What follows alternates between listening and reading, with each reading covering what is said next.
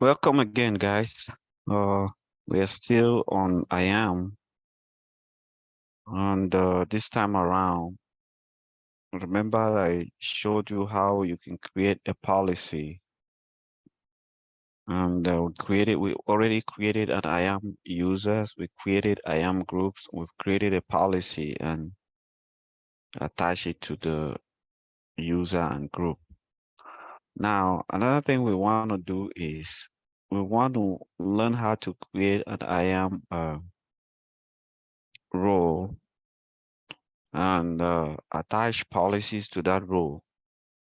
Like I mentioned earlier about IAM role is a way for you to give access to AWS services.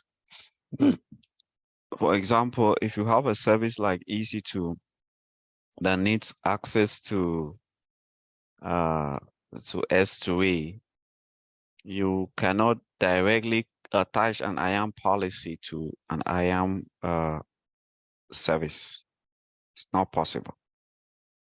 So the only way you can go about it is to create an IAM role. And an IAM role is also an entity like a group or a user. So you can create an IAM role and attach a policy to it, just like the way you create IAM users or groups and attach policies to them.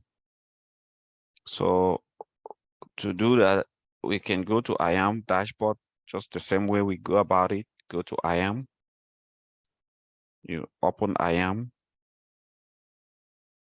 then you go to roles. If you go to roles, you see a couple of roles I already created. If you click on create role, you're going to discover that we have options. The service role, which is the one we are focusing on today. Account role.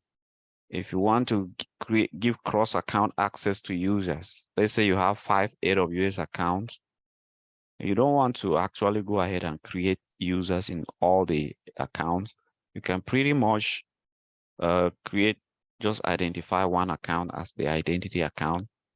And in the target account, you can create cross-account roles so that users can assume those roles and you can remove them from those roles when they are done. You can also create SAML roles if you are using a multi-cloud and you have users in Azure that needs to access AWS, you can federate those users using SAML roles. So, but we are going to focus today on uh, creating IAM roles for services. So if you click on service, which is service, we're creating a service role, and then you click on next.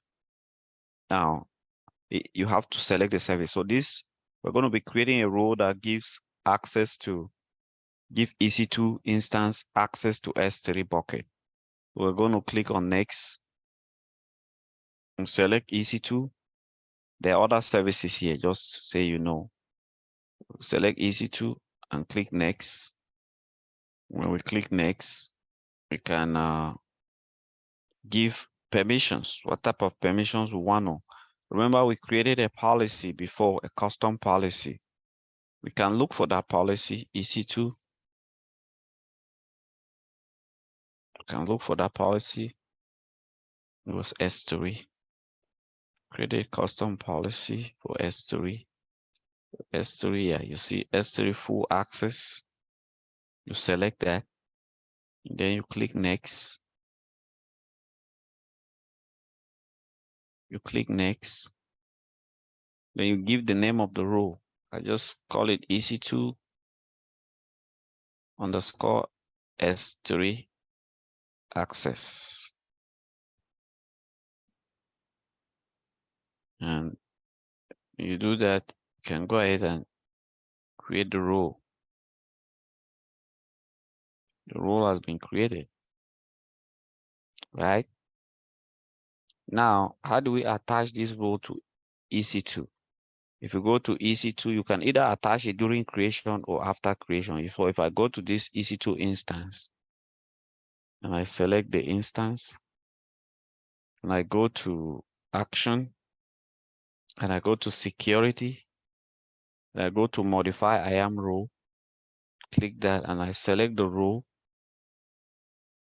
Select this role, go down, EC2 full access, select that, update. Update now. If, for example, you had a situation where you want to be able to